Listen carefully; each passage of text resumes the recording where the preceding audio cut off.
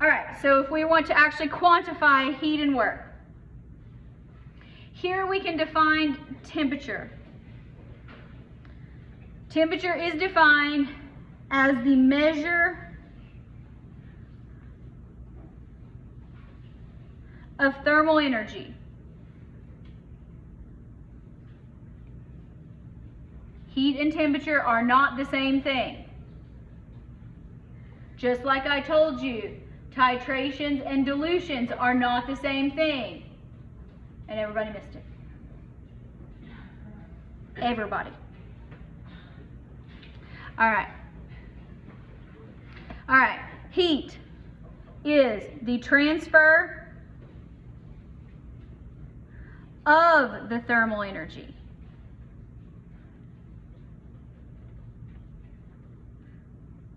Heat only moves in one direction. Heat always, no exceptions, goes from hot to cold. You cannot extract the heat from an ice cube to heat something. That is not possible. You can put ice in something and it gets cool as a result of it absorbing the heat from the surroundings. So we talk about heat capacity.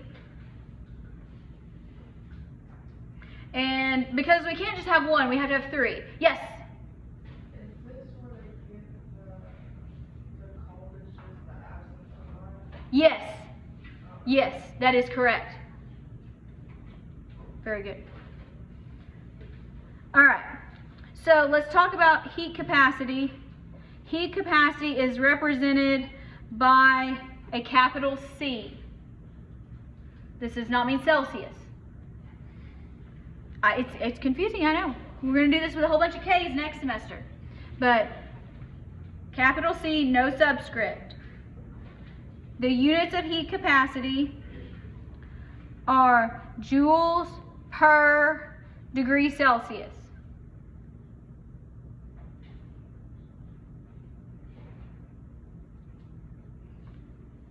Heat capacity is defined as the amount of heat that is required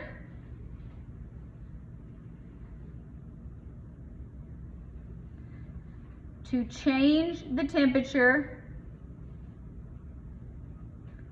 of whatever you're measuring the heat capacity of, to change the temperature 1 degree Celsius.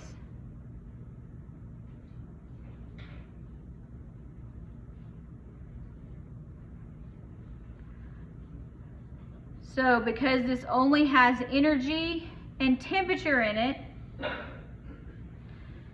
this varies, or it depends on, varies with the amount that is being heated. So in my 185 lab yesterday, we were having to boil water, and the direction said boil 500 to 600 milliliters of water. Does it take more heat to boil 500 or 600? 600, yes, exactly. It makes sense. So the heat capacity of the water was different because 600 mils of water is different than 500 mils of water. Very good. Yes? Isn't that the definition of a calorie? Or like... Not quite. We're almost there though. Calories relate to specific heat. So specific heat is, according to this book, C sub S. So heat capacity specific. That's kind of how I remember that. Its units here are joules per gram degree Celsius. I will define a calorie shortly. Now, specific heat is the heat required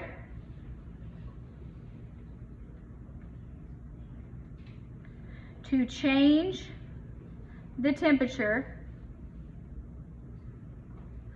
of 1 gram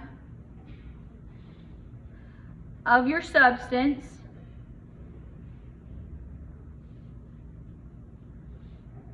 by 1 degree Celsius.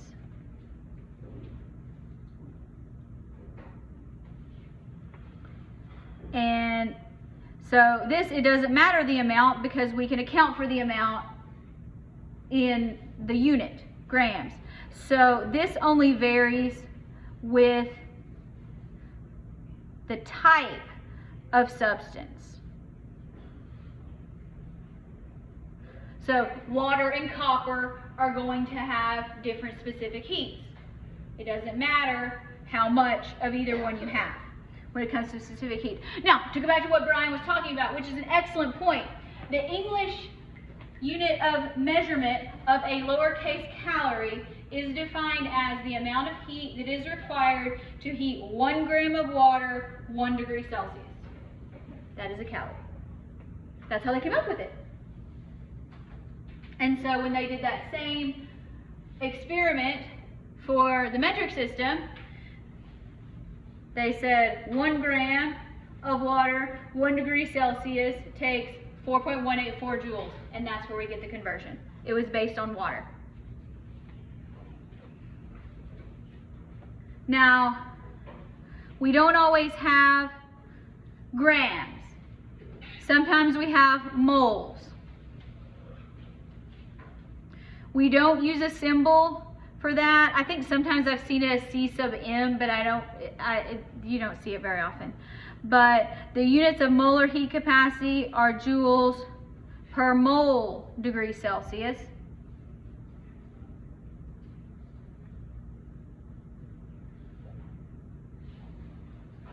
It is extremely similar to specific heat capacity. It is the heat required to change the temperature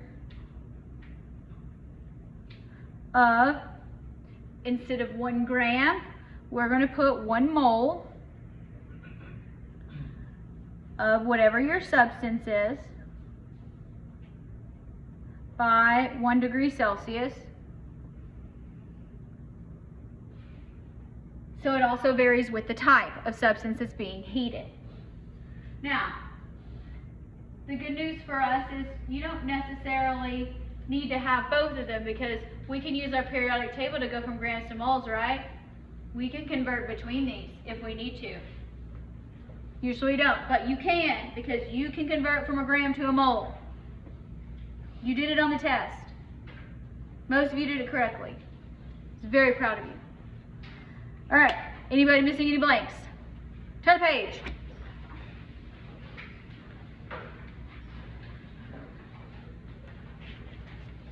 All right. Now, this is a graph,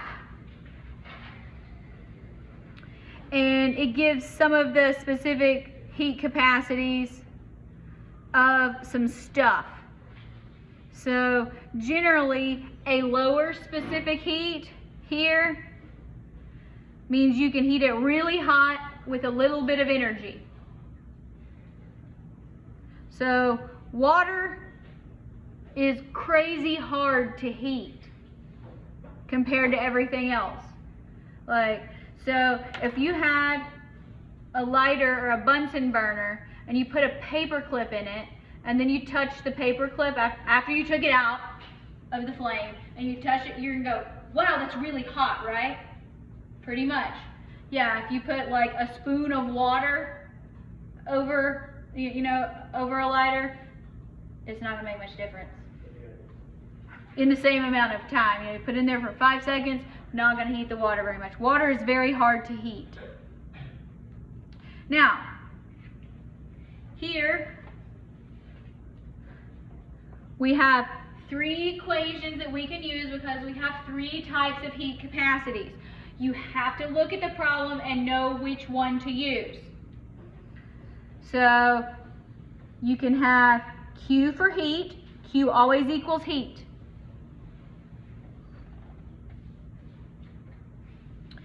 It will be either the heat capacity times the change in temperature,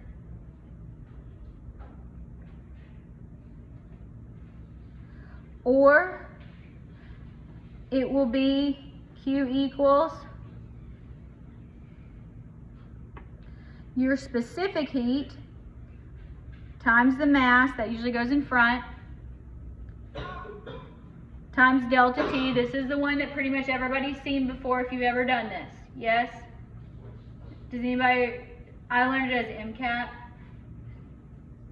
mCΔT. MCAT. But it's really C sub S, specific heat. Or, depending on if you have molar capacity,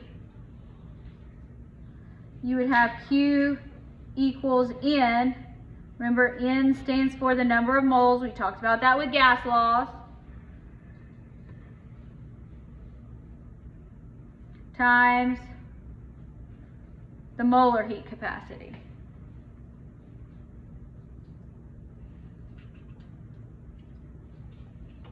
Now let's talk about some units here. Yes?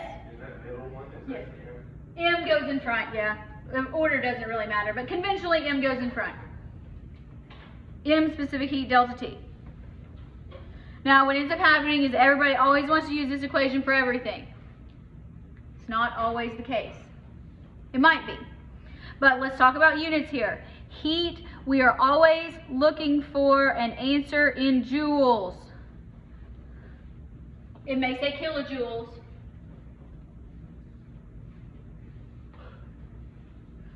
Specific heats will always be given to you in the problem.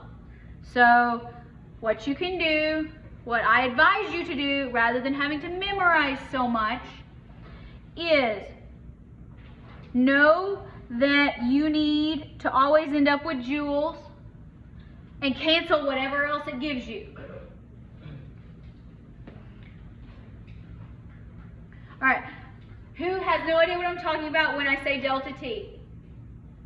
Who doesn't want to admit it? Fair enough. Nobody wants to admit it? Well, I'm going to assume there's probably somebody that says, I have no idea what you mean. Delta T means change in temperature. You always calculate change in temperature as your final minus your initial. So you need to label them in the problem.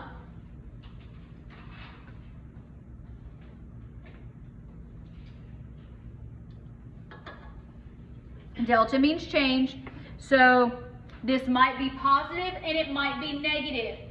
It's not all positive. The positive and the negative mean something. They mean direction of movement, of heat. So you will need to include the negatives if there are negatives. So, here we go. How much heat is required? Heat is required. That's what we're trying to find. If we want to warm 1,500 grams of water from 25 degrees Celsius to 100 degrees Celsius, the specific heat capacity of water is 4.184 joules per gram degree Celsius. It also gives us a density. Do we need density? No, we do not need density. All right, so this gives us specific heat. Here, you do not have to be in Kelvin. Celsius is fine. All right, now let's label a few things here. This gives us specific heat capacity. So which one of our three equations should we use? The middle one. Yes. So we're going to use heat equals mC delta T. I call this MCAT. Most everybody, and I'm okay with it, prefers to work these like algebra. That is okay, but you do still have to keep your units in mind. There are some problems we'll get to where we do need to work them algebraically, but if you prefer with units and you prefer to use the factor label method, by all means do so. I will show you an example here after we work it out this way. All right, so we know that heat equals, M stands for what? Mass. Do we have a mass? We do. What is it? 1,500 grams. So, do we have specific heat capacity? Yes. What is it? 4.184 joules per gram degree Celsius. This is why I like to use railroad tracks and not horizontal fractions. But, so cancel the units. It helps you out. So for this purpose here, delta T means T final minus T initial. Which one is T final? 100. Yes. Is anybody confused why it's 100? Yes. Okay, good. Good. We can fix it. Okay, so look here. You want to find the word, when it gives you your temperatures, 2. That's the key here. All right, so we're going from initial to the final. Does that make sense? Better? Yeah, that's a good question. Label it in the problem. You have to be oriented to these problems. All right, so what is our initial temperature? 25, yeah. All right, so now 1,500, that's our units already canceled. 4.184 joules, now all I have left is degrees Celsius. What's 100 minus 75, or minus 25, told you, it's 75. There we go. Degrees Celsius, those go away now. So here, 1,500 times 4.184 times 75. We get a really large number. 470, 700. What's the unit on this? Joules. So I guarantee you most of you are just going to want to start plugging in some numbers and not putting the units on there. And you're liable to make a mistake. Now, this did not ask us to specify, it just said how much heat. So if it doesn't specify, you can use joules or you can use kilojoules. Kilojoules requires less zeros, so I like to go ahead and do that because 470.7 kilojoules. Both of those answers are acceptable if the problem does not specify. So there can be a delta T can be negative. Yes. Yeah. Yeah. So what if it said how much heat, or you know how much heat is exchanged? What happens if water is cooled from 100 to 25? So here, look, we didn't. Is there a negative here? No, there's not. So heat is positive. If heat is positive, that means heat has to go into the system. This makes sense because you have to put water on the stove to get it to boil. Yes. Now, if heat is negative, that means you take it off the stove and let it cool. Okay? So energy would be going, heat would be flowing out of the system into the surroundings, and that's where you see steam. Okay? Cooking is a great example for thermodynamics. You don't actually have to know how to cook. You just have to know about water. If you're not sure, we can put it in the microwave.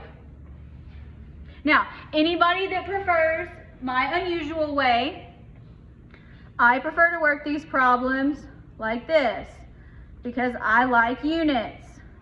1,500 grams, 4.18 joules per gram degree Celsius. 100 minus 25 degrees Celsius goes away. And then I do it like that. My units cancel. The units cancel here too, but they're a little bit harder to keep track of with horizontal fractions. All right. Let's do another one. This is not water. Here we're dealing with a copper penny. Those don't really exist anymore unless you find a pre-World War II one. How much heat is absorbed by a copper penny as it warms from the temperature of the snow, which is -8 degrees Celsius, to the temperature of your hand at 37. Penny has a mass of 3.1 grams. Specific heat is 0.385 joules per gram degree Celsius. Right? So, which equation should we use? Yes, mCΔT. So we do know, pick your equation first. All right, let's start filling in what we know here. The first thing that I'm going to think of, and I'm going to highlight in this problem, is how much heat is absorbed by. So should we get a value that is positive or negative? Positive, because energy is going into the penny from your hand. All right, so we need a positive number. So if we get a negative number, we did it backwards. This is your reality check. It's also practice defining system and surroundings. So the penny is warming. It always takes energy to warm. That's another sign that you should get positive. All right, do we have a mass? We do. It is 3.10 grams. Do we have a specific heat? Yes. 0.385 joules per gram degree Celsius. Grams go away. All right. So we got to calculate delta T. So remember, we need T final and T initial. What is our final temperature? 37. Yes. Where did we start? -8. Be careful here. It's still minus -8. What happens when you have minus? It's a plus. Yes. Good. So, when we add that together, we're going to get 3.10 times 0.385. We still got joules. We still got a degree Celsius. And we have what, 45? All right, 3.1.385 times 45. Degrees Celsius go away. 53.7, what's the unit? Joules. It's not an answer if it doesn't have a unit. Units are our friend. Questions? So far it's easy, yes? Good. These are not so easy.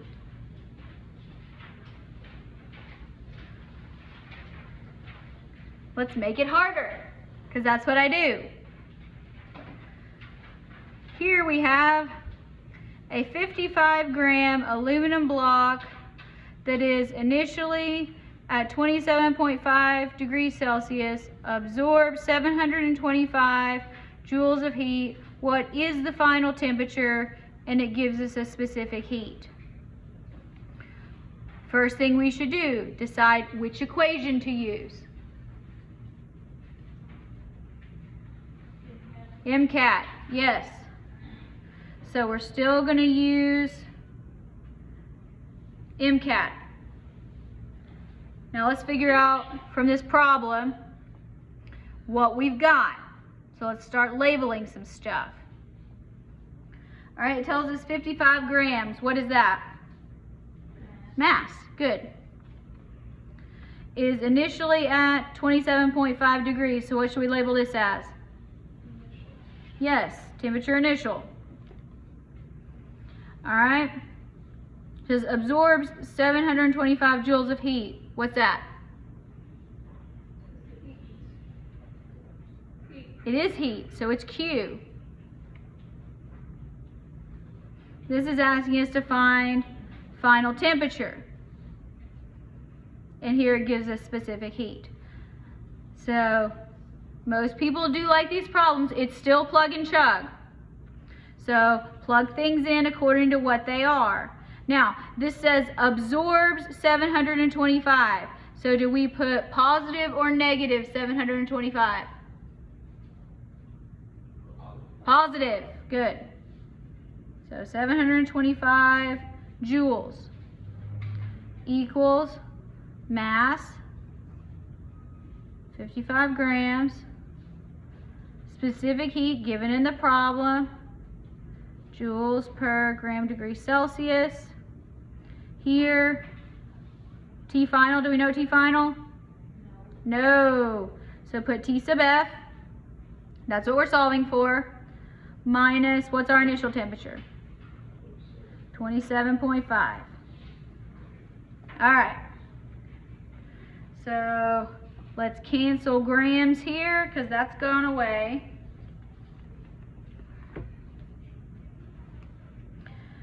All right. 55 times 0.903. 725 joules equals 49.665 joules per degree Celsius. TF minus 27.5. You have to be able to do math.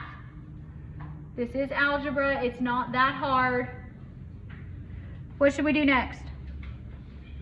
We should divide by what? Yes. Include your units here. 49.665 joules per degree Celsius. 49.665 joules per degree Celsius. All right, that goes away. It's easy to divide the numbers. All right, so this equals 14, I'm just going to say 60. What's the units over here on this side?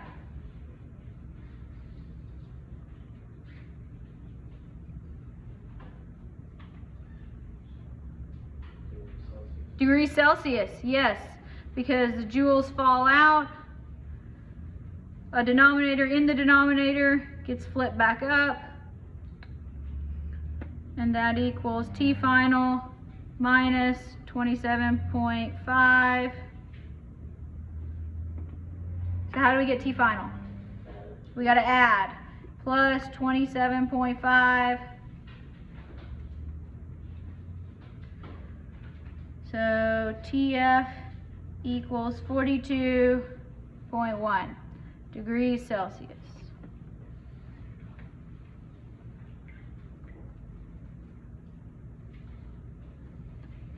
And when you do a quick reality check, you say this makes sense because heat is absorbed, which means the temperature should be going up. Yes?